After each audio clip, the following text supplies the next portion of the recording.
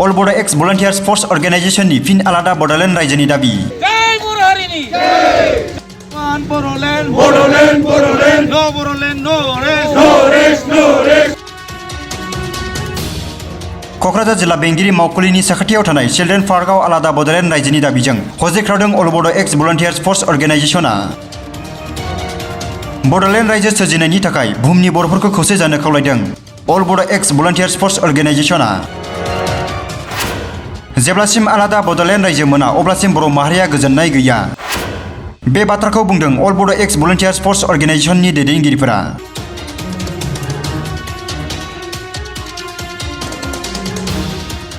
Bodos of the world unite, Unite, unite.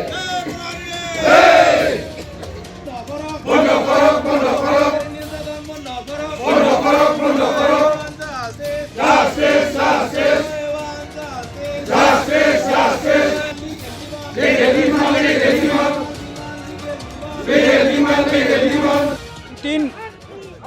1987 दाजानाय उपेन्द्रनाथ ब्रह्मनि बै समनि आबसु आन्दोलनाव जों दाजानाय भलन्टियार फर्समोन। नाथाय 93 नि सुक्ति समाव जोङो दसे जिरायथ'नो होननानै जोंखौ जेला फज'नानै दोनदोंमोन।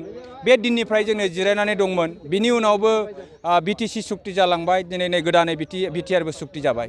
नाथाय बिटिसि सुक्ति जानाय समाव साननैसो एसे मोजाङै सोलिदोंमोन बे बर' हालामा। नाथाय दिनै बिटिआर सुक्ति जाखांनायनि उनाव दिनै बिटिसिआव मोनबोनाय माखासे पावार एन्ड फांसनफोरखौ सानफा एफा गासिबो स्मेश खालामजोबनानै दिनै टटेलि डिसिनि आखायाव लाबोफिनजोब्बाय। दिनै सुपारभाइजिं एन्ड मनिटरिंनि पावार एन्ड फांसनाबो गासिबो डिसिनाव फैफिनजोब्बाय। आरो बर' बेखार सेंग्रा सिख्लाफोरनो दिनै साख्रि होनो हायोमोन 3rd ग्रेड 4th ग्रेडखौ बेखिनिया लेजिस्लेटिभ पावारा जोंना बिटिसिआवनो दंमोन। नाथाय दिनै बेबो गैलिया। हानि अधिकाराबो दिनै गैला। फारसेनिफ्राय दिनै माने इलिगेल माइग्रेन्ट जेनेबा बेआइनि भाबै जोंनि 6 शिड्युलनि हायावबो हाबबाय। जोंना ट्राइबेल बेल्टआवबो हाबलाजोब्बाय। दिनै उल्टा डेमोग्राफिखौ जोंखौ गाज्रि खालामनानैसो होनो नागिरबाय। दा गतिके जोङो बे बेलायाव जों जिहेतु गोदो आन्दलनजों जोनोम जानायमोन बे हिसाबै जों बे जिनिसखौ सैज्य खालामनानै थानो हायाखै। जायनि थाखाय दिनै माने गोदानै जोङो आवाज थिखांफिननांदों। बै उपेन्द्रनाथ ब्रह्मनि जे सिमां बे सिमांखौ जोङो मोगथाङाव जाफुंहोनो हायो नामा? जों ओंखायनो बोरायबाबो सेंग्रानि गोसोजों दावगाबोफिनदों। बिनि थाखायनो दिनै नोंथांमोननि जगै नोंथांमोननि बे चेनेलनि जगै जोङो बयबो बर' जाथिखौ सांग्रां जानानै बयखौबो खौसेयै जोंजों ज' आलादा बर' रायजोनि थाखाय जोङो हख्रावफिननो थाखाय बयखौबो खावलायहरबावबायसो।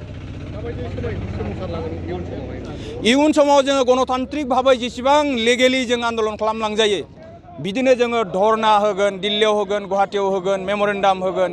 बेनि बेलायाव जुदि जोंखौ दिल्ली गभर्नमेन्टआ अननानै जुदि लिंहरोब्ला जोंखौ सावरायनो जोंनि माने दाबिफोरखौ लानानै जुदि डिसकासन खालामो जों बेखौनो खावलायबाय थागोन। नाथाय जोङो बे आइनि भाबै जेबो खामानि मावनाय नङा। आलादा बड'लेण्ड रायजो सोमावसारनायाव नोंथांमोनखौ रायजो राजाफोरनिफ्राय हेफाजाब मोननो सानो? आलादा रायजो सोमावसारनायनि बेला जों दिनै गिबिसिन जोङो प्रग्राम लादों। गाबोननो नोंथांमोनहा नुगोन आरो गामि एलेकायाव नोंथांमोनहा रिपर्ट कालेक्ट खालामबा नुगोन जे जोंजों बेसेबां मानसि दङ। जों दिनै पारमिसना 100 जननिल' थाखाय जों बेसेबां मानसिबो लाबोनो हायाखै। जों जेसेबां पारमिसन होदों जों बेसेबांखौनो लाबोदों। जोङो ल' एन्ड अर्डारखौ जोङो माबा खालामाखै, मानिनानै सोलिदों। जायनि थाखाय जों 100 जनल' लानानै फैदों।